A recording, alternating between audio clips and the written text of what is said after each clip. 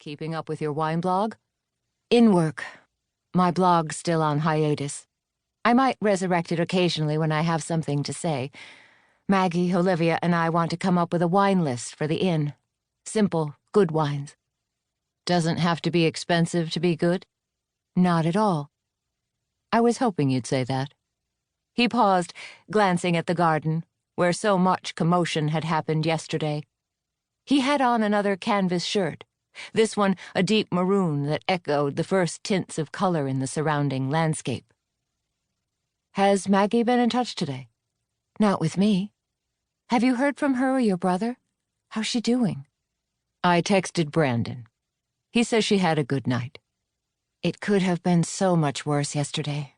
I try not to think about that. Yeah. He unsnapped the golden retriever's leash. She won't bother you, but if she does, let me know. Adrienne promised she would and returned to her laptop. Buster flopped on the terrace next to her. Violet collapsed into the grass by the addition where Adam was working. It was a perfect, lazy, late summer day to be a dog. Adam started to head in that direction, but stopped when Maggie came out to the terrace from the mudroom. Adrienne was surprised to see her this soon after her injury yesterday.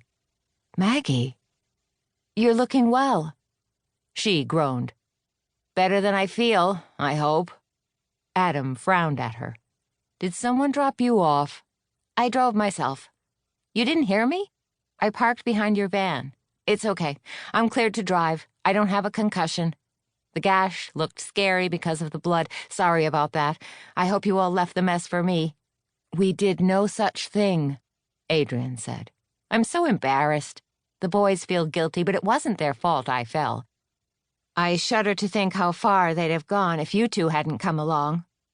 Damn right, Adam said with a wink. They found a good spot to hunker down. They'd have managed if they'd had to spend the night. If they'd run into some dangerous creep instead of a moose, Maggie, don't, Adam said.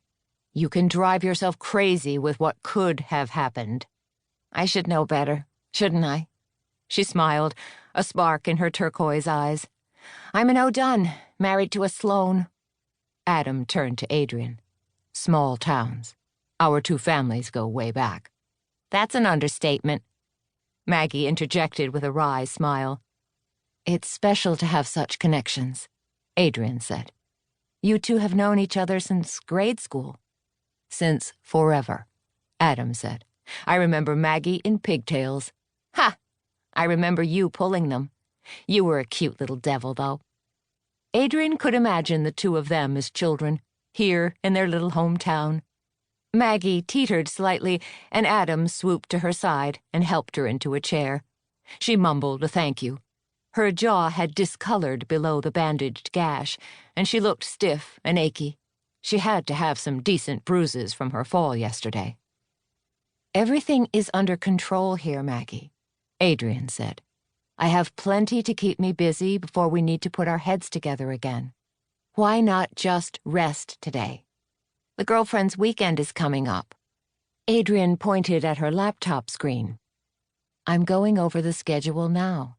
I need to meet with Felicity McGregor to go over plans.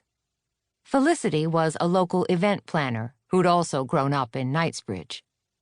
You have me now, Maggie, Adrienne said.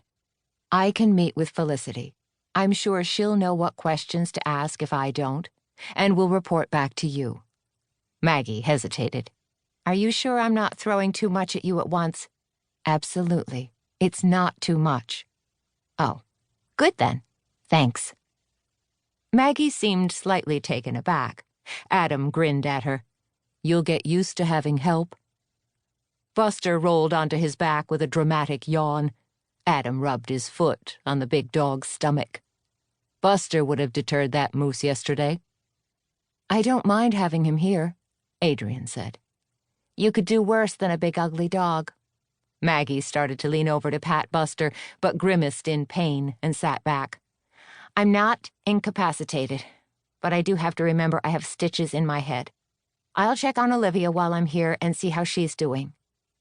Olivia didn't easily or naturally delegate either, but she'd promised Adrienne she would give her space.